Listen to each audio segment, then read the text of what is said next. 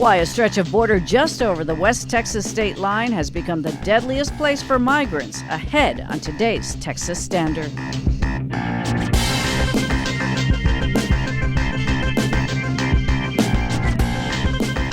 Texas Standard is a production of KUT Austin, KERA North Texas, Houston Public Media, and Texas Public Radio in San Antonio. I'm Angela Cocherga in El Paso. Other stories we're tracking: how cuts included in the president's big, beautiful bill could affect Texans who depend on Medicaid and Obamacare. Plus, why Governor Abbott signed into law the largest state-funded psychedelic research initiative in history. Also, solar panel scams targeting Texans, especially elderly, disabled, and low-income homeowners. And regional Mexican music fans, some of your favorite bands won't be visiting the U.S. because their visas were revoked. All that and more on today's Texas Standard. Wherever you are, it's Texas Standard Time on the 17th day of June, 2025. So glad you can join us. I'm Angela Cocherga in El Paso, where the temperature is expected to hit 105 today and break a record. That kind of heat is dangerous. For some migrants trying to cross the border in the desert area just west of El Paso, it's deadly. The number of migrants dying just over the state line has soared. Nearly 300 human remains were found in the Border Patrol's El Paso sector, which includes all of New Mexico. The number of deaths began to climb in 2022 when Operation Lone Star stepped up enforcement in El Paso, as thousands of migrants were arriving here on the border, many seeking asylum. And last year, this borderland area became the deadliest place for people trying to cross into the U.S. Here to tell us more is Uriel Garcia, who covers immigration for the Texas Tribune. Uriel, welcome. Thank you. Thanks for having me on. So how many people are dying, and how does this spike compare to past years? Right. So last year in 2024, there was 168 people, according to federal government data. That is 3 times more than 2 years ago when El Paso decided to join Operation Lone Star. Well, explain a little bit more about how Operation Lone Star plays a role in all of this. Right. I think I should be clear up front, right? There's not one single reason why migrants are dying just west of El Paso in the desert, but the spike did happen after Operation Lone Star began. And what Operation Lone Star is at the beginning of the Biden administration, Abbott sent hundreds of soldiers and hundreds of state police officers to different parts of the border. Among them was the Rio Grande Valley and the Del Rio area. And as of 2 years ago, it was in El Paso. And in El Paso, what we saw was a lot of concertina wire set up not just on the Rio Grande, but also on the New Mexican side, on the border with New Mexico and Texas. And soldiers have been using different tactics to keep migrants from entering the U.S. That includes pushing them, shoving them, and shooting pepper balls at them, which carries a chemical irritant. And so what advocates have been telling me and lawyers who represented some of these migrants is that a lot of them, in order to avoid this barrier that Texas has put up, they've been going around the city limits. So in other words, unincorporated areas of the counties, and they're pretty rural. There's not a lot going on as far as like urban life. That's how Operation Lone Star works. And in order to avoid that sort of barrier, they're just taking different routes.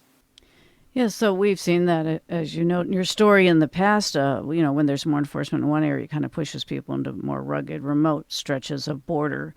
Explain a little bit about what we're seeing right now in terms of people moving into that desert area and trying to cross. Yeah, so many of these deaths are happening in just west of El Paso and in Doña Ana County. And for people in the region here, a lot of us know that this is, we're so close to Las Cruces that it doesn't take long to just walk over a little west over a little bit and you're in New Mexico. And so when people are crossing into that area, either if they're being smuggled or going on their own, they're going into an area that there's not a lot of services. So you can easily get disoriented. And once you get lost, if you're not keeping up with the group that you're crossing with, a lot of them may leave you behind because what they're trying to avoid is getting caught. So if you can't keep up, a lot of them just end up dying alone. El Paso sector, which includes New Mexico, how does it compare to other parts of the border? We used to see more people crossing through Arizona. Right. Historically, Arizona has been the most deadliest route, and people are still dying there. Right now, what we see is that El Paso sector, as you mentioned, includes all of the border with New Mexico and two counties in Texas, El Paso and Hudspeth County.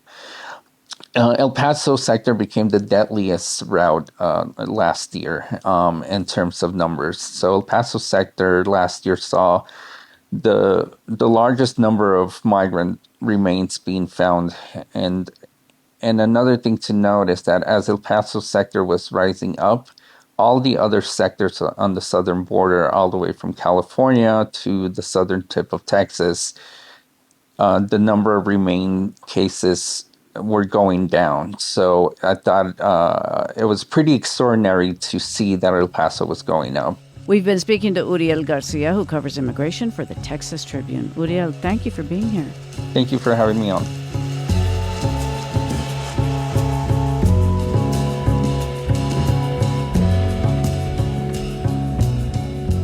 You may have heard a lot of chatter about the so-called One Big Beautiful Bill. It's the official name for the budget reconciliation bill currently before Congress, which includes a host of measures aimed at advancing President Donald Trump's domestic policy agenda. Among the most controversial provisions of the bill are changes to Medicaid and Obamacare. KUT's Olivia Aldridge looks at how those changes could affect folks in Austin. More than 4 million low-income Texans rely on Medicaid for routine doctor's appointments and other health coverage, according to Texas Health and Human Services. The One Big Beautiful Bill Act could affect how much money the state has to spend on those benefits and how easily Texans can access them. It would usher in a range of new restrictions on Medicaid, which advocates of the legislation say will cut out waste and fraud. Republican Brandon Gill of Flower Mound, Texas, is among the representatives who voted it through the House. He spoke to CBS News about how the bill adds work requirements for able-bodied adults enrolled in Medicaid. Working-age, able-bodied people should either be working or seeking work if they're going to receive Medicaid benefits. It also takes off up to 1.4 million illegal aliens off of our Medicaid rolls. These are huge wins. Those work requirements mostly impact states that have expanded Medicaid benefits to low-income adults over the past decade. Texas doesn't fall in that category. Lynn Coles is a health policy expert at the policy think tank Every Texan. She says the state has strict eligibility requirements for Medicaid benefits. People who are on Medicaid in Texas are not adults, and they are not non-working adults. They are children, they are disabled, they are pregnant, postpartum, cancer patients, or seniors. Other provisions will impact Texas more directly, like a rule preventing states from adding new taxes on healthcare providers to help fund the state's shared Medicaid costs. Medicaid recipients would also have to reapply for coverage twice a year instead of once, adding more paperwork to the process. The health policy research organization KFF predicts the state would lose around $28 billion in federal Medicaid dollars over the next 10 years if the current bill passes.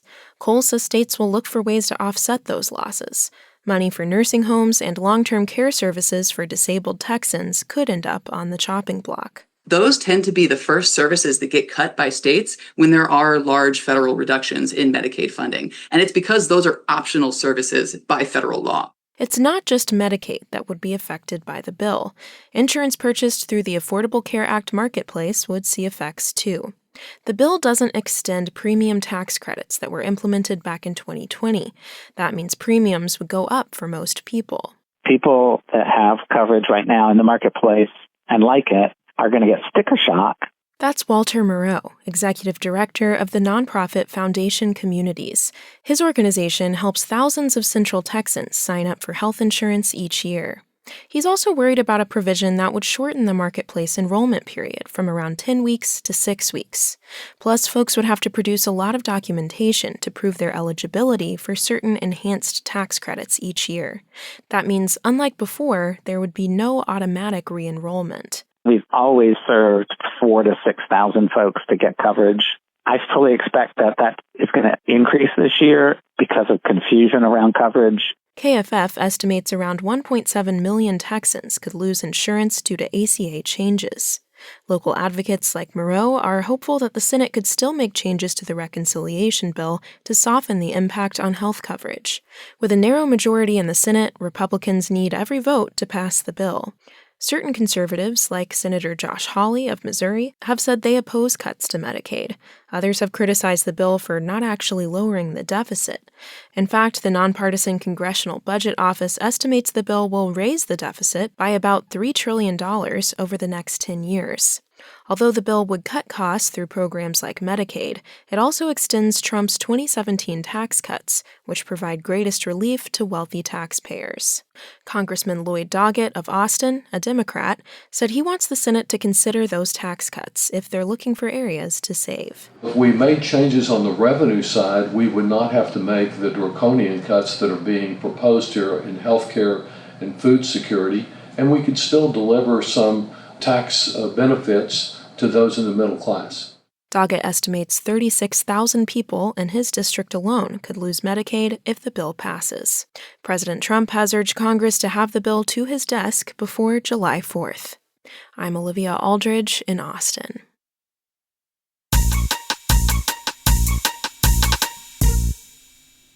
Our social media editor, Wells Dunbar, joins us now with the talk of Texas. Hi, Wells. Hi, Angela.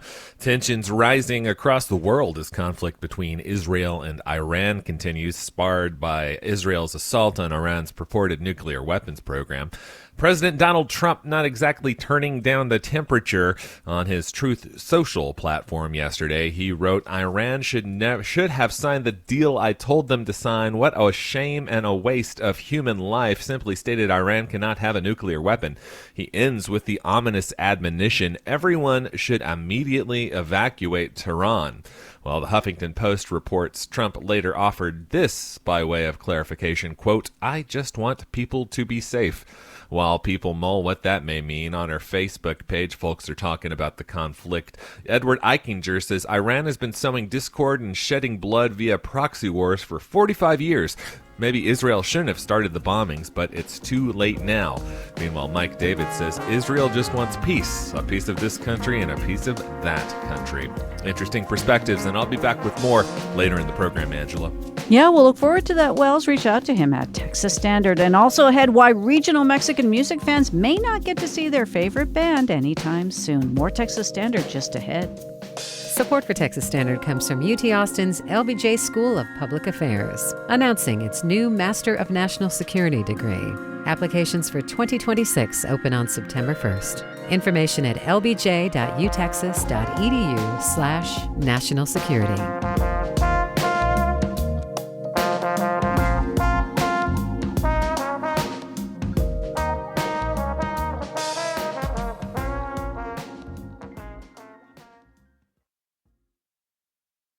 It's the Texas Standard. I'm David Brown.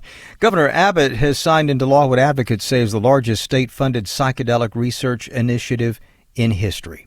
It'll provide up to $50 million to help bring ibogaine, a psychoactive substance used in traditional cultures in Central West Africa, through clinical trials in the U.S. The author of the bill, Republican Representative Cody Harris, spoke at the Capitol about the potential of ibogaine to help mitigate the opioid crisis and treat a range of mental health conditions. This isn't a distant dream. It's happening now, just beyond our borders, and Texas can bring it home.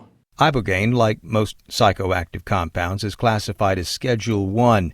That's a drug that's illegal to use or possess in the U.S., and it's been that way for decades. But in recent years, there's been a growing interest in studying psychedelic therapies, which have shown potential to help treat depression, PTSD, substance use disorders, and traumatic brain injuries.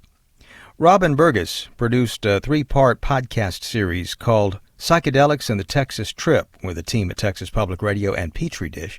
The series explores the science and history of psychedelics, their potential health benefits, risks, and the unlikely allies in Texas who unify to support this research. Robin, welcome to the Texas Standard. Thank you for inviting me. I mentioned the new funds for research, but your podcast series actually starts in 2021. What was happening back then that spurred lawmakers' interest in supporting psychedelic therapy research in the first place? Yes, lawmakers and advocates were witnessing the impact of the mental health crisis in their communities. Nearly 50,000 people die by suicide every year in the U.S., and 4 times more members of the military die by suicide than in combat. Yet available treatments, including antidepressants and talk therapy for depression, PTSD, and substance use disorders, they just don't work for everyone. So back in 2021, former Democratic State Representative Alex Dominguez, who is an attorney from Brownsville, saw many people in his community, particularly combat veterans, struggle with PTSD and run into the law. I knew a few people that graduated with me who had gone abroad, had been involved in the Iraq War, and it took them a while to adjust. And I started seeing in courts a number of people who were veterans over and over again, seemingly for the same reason. They're struggling with some type of demons and they don't know how to deal with it. Dominguez said many of them didn't respond well to their prescribed treatments. So he started searching for alternative solutions. And that's when he came across scientific papers on psychedelic therapy research aimed at improving mental health. And he noticed a trend. People were leaving the U.S. to try psychedelic therapies for their depression and PTSD, traveling to countries like Mexico where they're legal or unregulated. And during the 2021 legislative session, Dominguez authored a bill, House Bill 1802, to fund a clinical trial to study psilocybin therapy for veterans with PTSD. And psilocybin is the psychoactive compound found in some varieties of mushrooms known as magic mushrooms. Magic mushrooms, yeah. Exactly. And so Dominguez, he wasn't sure the bill would get traction, but that changed after an unlikely ally contacted him. It's a Friday afternoon. I get a call from a woman, and she says, "Hello, I wanted to know if you were available to have a meeting with Governor Rick Perry." And I'm looking around thinking someone's pulling a practical joke on me. The conservative former Republican governor of Texas, Rick Perry, admits he never would have thought about psychedelics as a potential medicine. But this issue became personal for him. And when he was governor, he and his wife Anita cared for a Navy SEAL veteran, Marcus Luttrell, who was severely injured during a combat mission in Afghanistan. He would never sleep with the lights off. He would wake up in the night in the sweats, terrible nightmares. Pretty classic post-traumatic stress symptoms. He had serious physical issues. His spine was injured severely. The Perrys helped Luttrell get a complex spine surgery and other treatments for his PTSD and physical pain. And while these treatments helped, Perry said it wasn't until Luttrell received ibogaine therapy in Mexico that he fully healed and overcame his opioid addiction. And that's when I became convinced that this is something we need to pay attention to. And now, in the series, you look at this complex history of psychedelics. There was a golden age of research through the 1960s, but that sort of got shut down when psychedelics were made illegal in Nixon's war on drugs. We're talking about, the late 60s, early 70s, right? Yes, that's true. And so, after that, research was really put on a deep freeze for decades. And traditional NIH funding routes didn't exist because it was hard for researchers to convince the government to fund studies involving drugs that the government itself defined as having no accepted medical use. Right. Yeah, and to date, most psychedelic research has been funded by private donors and investors. In recent years, however, the government has started to fund these types of studies. Well, all right. In the last episode, you take a look at the road ahead, and there are several clinical trials taking place. I gather MDMA and psilocybin furthest along as contenders for FDA approval. And Oregon and Colorado have passed separate state laws permitting adults over 21 to access psilocybin, despite the federal prohibitions. But tell us more about ibogaine and what's in store since this new Texas ibogaine bill became law. What happens now?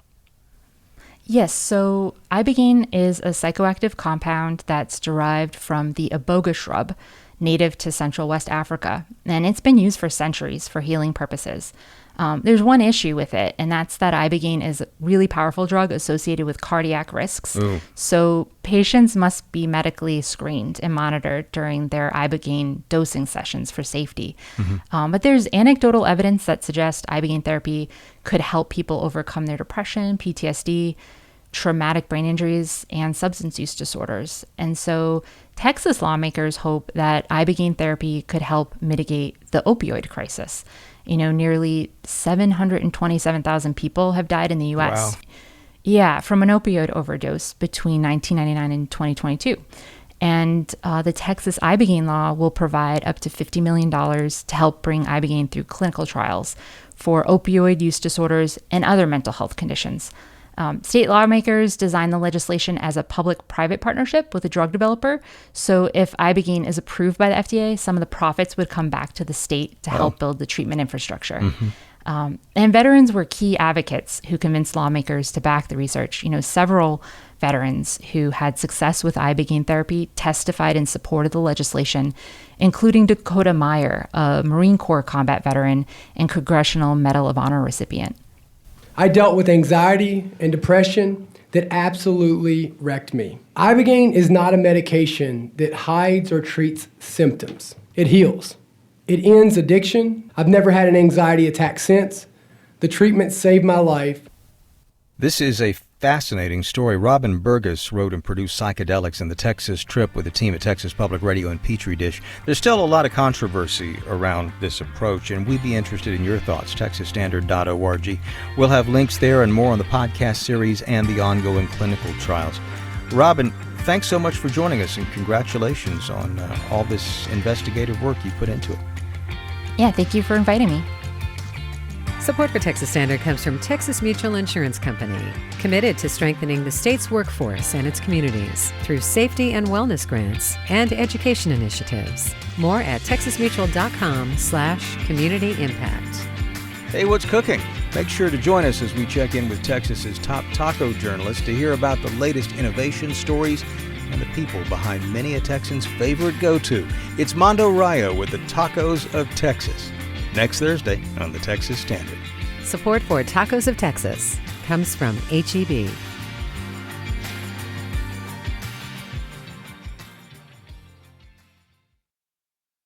From the Texas Newsroom, I'm Alexandra Hart. Law enforcement officials have not released details about a man suspected of threatening lawmakers at a No Kings rally in Austin Saturday. Houston Public Media's Sarah Gruno reports the threat came amid security concerns. The threats happened just hours after a Minnesota legislator and her husband were shot and killed, and another lawmaker and his wife were shot and wounded in what's being called a politically motivated assassination.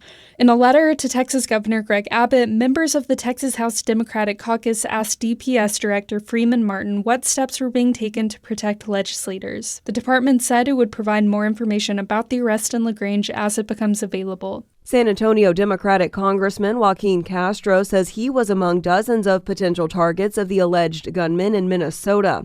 Minnesota's acting U.S. attorney said in a press conference Monday that they discovered a hit list of state and federal elected officials.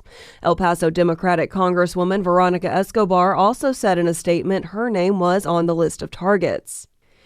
Texas property owners are one step closer to receiving tax breaks. Houston Public Media's Andrew Schneider says Governor Greg Abbott signed 3 bills into law. Senate Bill 4 raises the school district homestead exemption to $140,000. Senate Bill 23 gives homeowning seniors and those with disabilities an extra exemption up to $200,000. And House Bill 9 lifts the business personal property tax exemption to $125,000.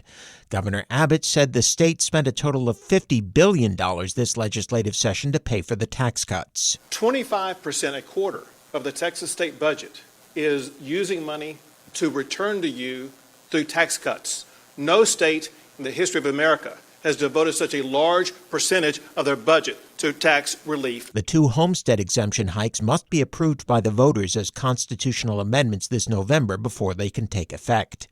I'm Andrew Schneider in Houston. The Texas Restaurant Association is applauding President Trump after he indicated that immigration raids would be paused for agriculture and hospitality workers. Kelsey Erickson-Streufert with the TRA says the policy change is a win for the Texas economy. She also hopes this will provide relief for undocumented immigrants who have been afraid to show up to work. The fear is a real concern, and I think the president's comments give us a great opportunity to explore immediate relief. The Texas Restaurant Association is lobbying for an official policy to protect industry workers from deportation. I'm Alexandra Hart from the Texas Newsroom. You're listening to statewide news from public radio stations across Texas. This coverage is only possible because of support from listeners like you. You can help sustain and grow Texas news coverage by donating to your local public radio station today.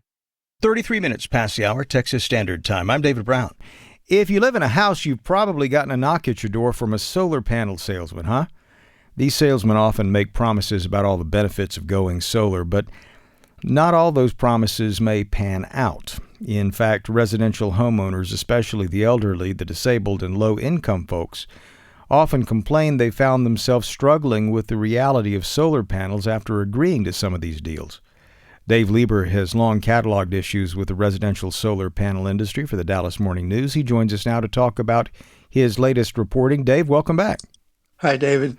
What kind of promises are being pitched to homeowners considering going solar? Well, they tell them they're going to get a tax refund. They tell them their electric bill is going to drop. If there's a blackout, they'll still have power. And none of that is true. Wow. Well, those are kind of three major selling points. When you say none of that is true, I thought that some of it's true, right? I mean, you got a solar panel. If you have some kind of battery or capacitor backup, you may be covered, no? Well, yeah, if you have a big battery, but that's often not part of the deal. Oh. You might have to go out there and get that on your own, separate from the other parts of the contracts that you're signing. Now, I want to ask you about this McKinney-based lawyer that you talked to, Neil Prevost, who specializes in solar panel lawsuits. Tell us a little bit more about him and what he's doing and how that informs your reporting here. Well, he's an interesting guy because he's figured this thing out, and he's probably the number one solar lawyer in the United States, definitely in Texas. In just a year, he's already built up 2,100 cases. 2,100 cases? And this is just in Texas, or is this all over the place? Oh, he's got 10 states with primary on Texas, but he's doing 10 different states. And so what has he been telling you about the industry writ large? And I kind of want to be careful here because I've talked with folks who have solar panels, and many that I've spoken with seem pretty happy with how things have gone. So there must be some honesty here in this industry because lots of people are plenty happy with what they've got. That's true, but he recommends that most people shouldn't even do it right now because it's not very efficient financially for people. They're signing 74-year-old women or men to 25-year contracts. Okay. So, what else are you hearing when it comes to these concerns that he and others have? There's actually a bill on Governor Abbott's desk right now which would regulate the solar sales industry. It's a really strong bill. It requires a lot of things, and there's hope that that would regulate these guys who are knocking on your door. So right now, what? They're unregulated? Yeah. Basically, when they knock on my door, they have to have a city pass around their neck to show that they registered at City Hall. And the solar guys never do. That's a municipal ordinance? Not all cities have that? Yeah, not all cities have that, but in my city they have it. So when a guy knocks on the door at my house, the first thing I look for is, does he have the tag around his neck showing that he registered at City Hall? And more often than not, they don't have it. So what would this law do? Would that put some teeth in local ordinances? Is that the idea? Yeah, they'd have to register. They'd have to do continuing education. There would be fines if they abuse the process. I mean, it's all the kinds of stuff that we want for roofer licensing that we can't get. If he signs this bill, solar will have it, but roofers won't. Something that I think that may concern a lot of folks is that one of the premises for having solar panels in the first place is not just to get off the grid so that you can, make it through a blackout, which is something that may require additional spending, if I understand what you're saying here, but that this is good for the environment. You take a little bit of strain off the grid and save some dollars too. That's not true? It is true for a lot of people, but there's also, I hear from people all the time who are ripped off. The problem is you get three or four different entities you're dealing with. You're dealing with the guy who knocks on the door. He provides the lead to the next guy who comes by, who actually does the selling. And then there's the financial contract that they have to sign. So if there's a problem, they go back and they say, hey, help me. Number one goes back and says it's number two's fault. Number two says it's three's fault. Number three says it's number one's fault. So nobody can get satisfaction when there's a problem because everybody's passing the buck. What do you recommend folks do if they want to get solar panels, but they don't want to end up being one of Prevost's clients? Well, he says you've got to basically do your homework and you've got to really dig in and figure out what's going on. You have to read the contracts because they tell you one price, and then if you sign it, it's a whole different price. So it's just rife with corruption, and you just have to be on your toes, man, and really figure this out before you commit. If you get a solicitation, don't sign on the dotted line same day of or something? Absolutely. You know, there's the 3-day rule where you can rescind after 3 days, and that's a federal rule. In a lot of ways, he wins this case is he proves that they never offered the customer the idea that they could drop out before 3 days was over. Dave Lieber has been tracking this story. He's a watchdog investigative columnist for the Dallas Morning News. We'll link to his latest reporting on this at texasstandard.org. Dave, thanks so much. Thank you, sir. Support for Texas Standard comes from UNT's online master's degree in Advanced Data Analytics program, preparing business professionals to shape the next generation of AI business solutions. More at online.unt.edu/data analytics. Support for Texas Standard comes from the Texas College Savings Plan, administered by the state of Texas. Families can save for tuition, room and board, books, and other qualified education expenses at eligible schools nationwide. Learn more at texascollegesavings.com. It's the Texas Standard. I'm Laura Rice. If you've ever had an issue with your phone or internet service that you couldn't figure out on your own, you probably called in and had a chat with a customer service representative. There's a good chance the person you spoke to worked out of a call center. Here in the United States, there are tens of thousands of them that employ millions of workers across the country. How this industry operates and how it's changing is the subject of a new book by Debbie Goldman. She's the former research director of the labor union Communications Workers of America. Her book is called Disconnected: Call Center Workers Fight for Good Jobs in the Digital Age. Debbie, welcome to the Texas Standard. Oh, it's so good to talk to you. Thank you. When did call centers, as we think of them today, come to be? And I guess, what did those jobs first look like? We always had business offices that would take calls from customers, particularly in the telephone industry. But what we imagine now as call centers, the big warehouse-sized call centers in which calls may be coming from anywhere in the country or even globally, probably began in the 1980s as the cost of long distance and then international calls went down, and at the same time that the switching technology moved to digital switches that then could transfer calls from anywhere in the country or even globally.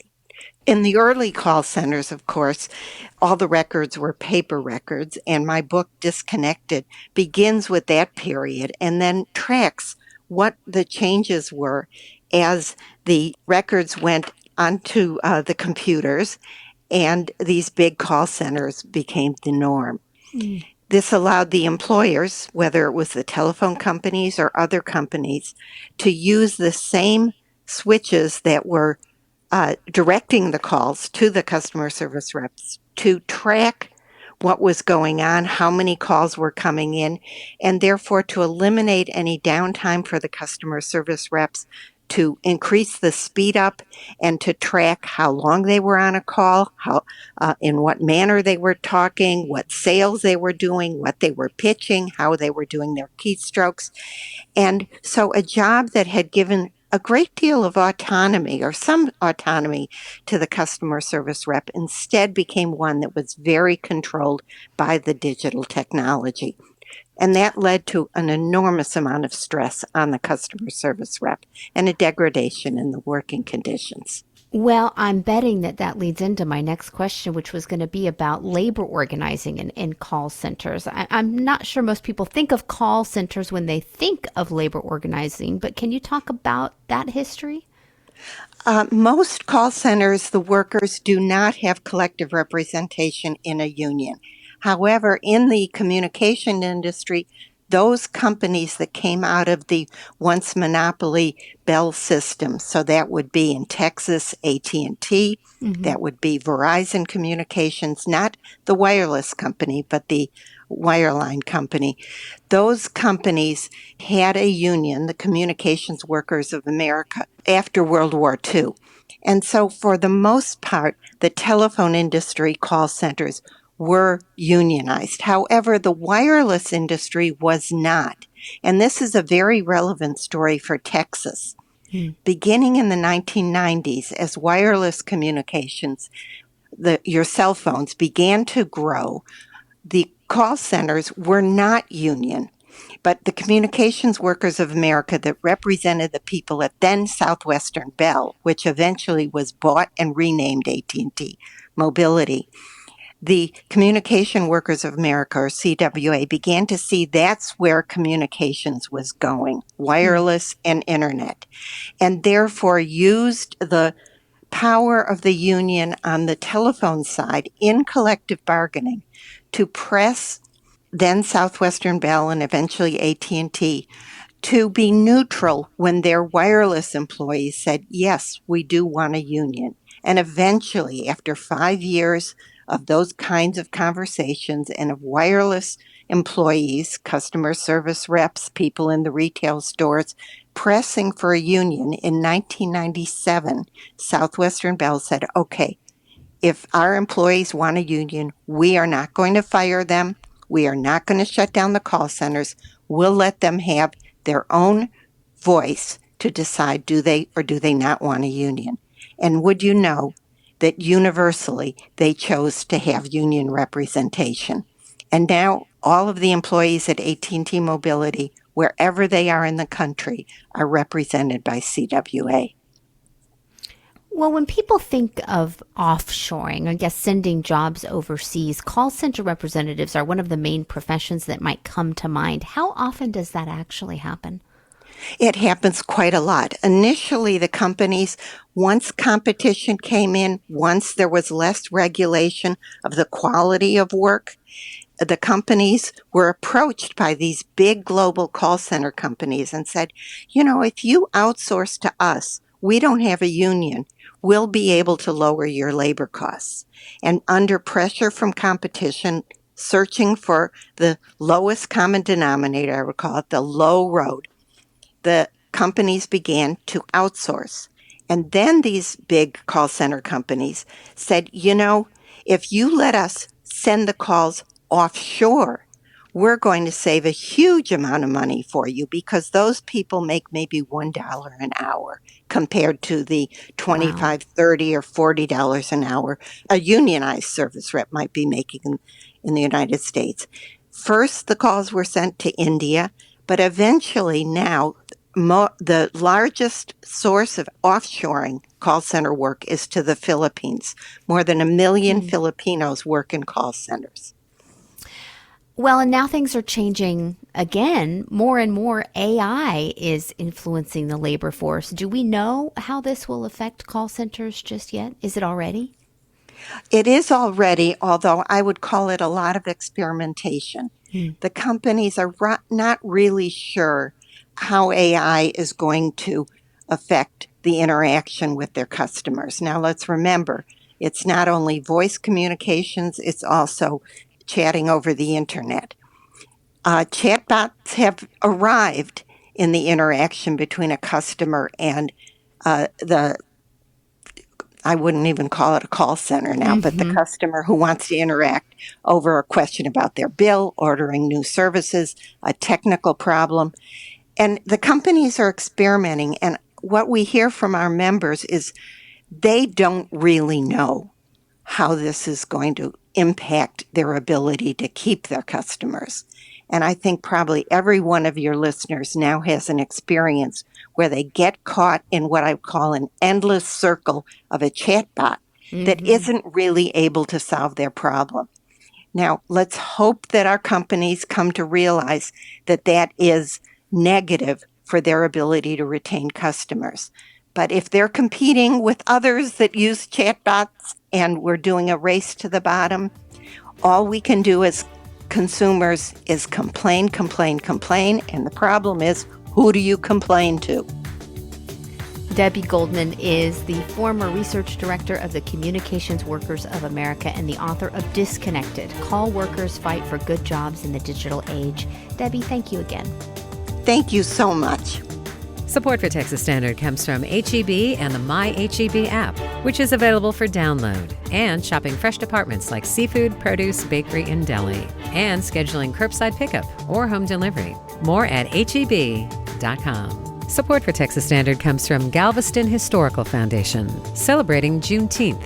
As Juneteenth's birthplace, visitors can explore exhibits, tours, and events honoring the legacy of freedom all month long. More at galvestonhistory.org/Juneteenth 2025. It's the Texas Standard. I'm David Brown. For international travelers, planning a trip to the U.S. has come with an extra layer of complications and perhaps caution due to the administration's immigration crackdown. The full economic impact on the tourism sector is yet to be measured, but for the entertainment industry, some international artists with planned U.S. tours are feeling the fallout already, specifically regional Mexican music. Griselda Flores is senior editor at Billboard. She's been writing about this, and we're talking with her now. Griselda, welcome to the Texas Standard. Thank you so much for having me.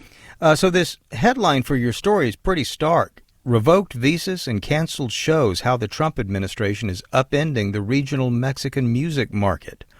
Why specifically this market? It all started when Christopher Landau, who's from the State Department, tweeted that Los Alegres del Barranco were getting their work visas canceled, specifically because they sang about, or they portrayed images of a narco cartel leader, right? And that's when we really thought, okay, they're targeting corrido artists, narco corrido artists who sing about cartels and glorify cartels. So we thought that was the extent of it. And it was really the first time that the U.S. government had taken a stance on anything like this. But then we started seeing domino effect, and more artists of this scene and genre were being impacted. You mentioned that one group. Could you name some others that have been affected? Yes, so Los Alegres del Barranco were really the first ones, but the biggest one, I would say, is Julian Alvarez. Julian Alvarez is a regional Mexican artist who's been around for many years. At one point, he was the box office king here in the U.S. But then in 2018, around that time, he was having issues with the U.S. Treasury, and so they also revoked his visa then. And he had since been cleared in 2022, and then he announced a comeback tour. So it was a big deal, and people had been waiting for this moment. He performed in LA for 3 sold-out dates, and once he was ready to perform in Texas, that's when he was notified that he no longer could travel.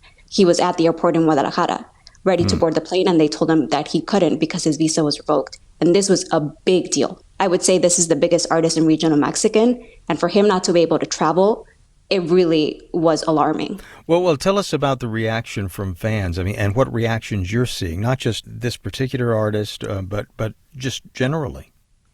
Yeah, from fans, I'm seeing that they're kind of understanding because they're seeing everything that's happening under the Trump administration. But I think industry leaders are getting very nervous about what can happen and how this can impact the live music scene, because this isn't just an immigration issue anymore. This is an economy issue. I mean, as one of the people that I interviewed, Henry Cardenas, who is from CMN, a promoter, he said, we can be losing $2 million every weekend because that's what we lost when Julian Alvarez had to cancel his show. I know you've spoken with immigration lawyers, and I also know that immigration law can be rather subjective, especially when it comes to visas. What recourse do artists have, if anything? I mean, it's hard to say. I mean, even the immigration lawyers that I interviewed, they're saying this is something we had never seen before, where artists, their visas are being revoked because of what they sing, because of the genre that they sing. So this is uncharted territory for a lot of immigration lawyers. What the ones that I spoke to said, I mean, I guess they just have to go back to square one and reapply. But all of this can go into a black hole. No one knows if they'll be approved, when it'll be approved, what they're actually looking for, because they're not giving them a reason as to, we're revoking your visa because of what you sang. There is no specific reason. It's just administrative processing, which is completely vague, and the lawyers don't know what they're looking for. Yeah. What does this mean writ large for the industry? I mean, you have touring international musicians, maybe some other acts in the process of planning a U.S. tour. Everything on hold? What's happening? Yeah, I would say that a lot of these artists who are coming from Mexico specifically will have a very difficult time. Some of the promoters that I spoke to who work with these artists, a lot of them are trying to see if they can tour to other countries and focus on American-born artists here for touring, which is really impactful, because how do you leave out a whole bunch of these artists who are from Mexico out of the touring scene in the U.S.? Again, it's money lost. Fans don't get to see their favorite artists. And it just derails a movement that we've reported on that has grown so much exponentially in the U.S. and across the globe. I mean, this is really something serious for the genre. Griselda Flores is a senior editor at Billboard. We're going to have a link to her reporting at texasstandard.org. Griselda, thanks so much for joining us on The Standard. Thank you. And you are listening to the Texas Standard.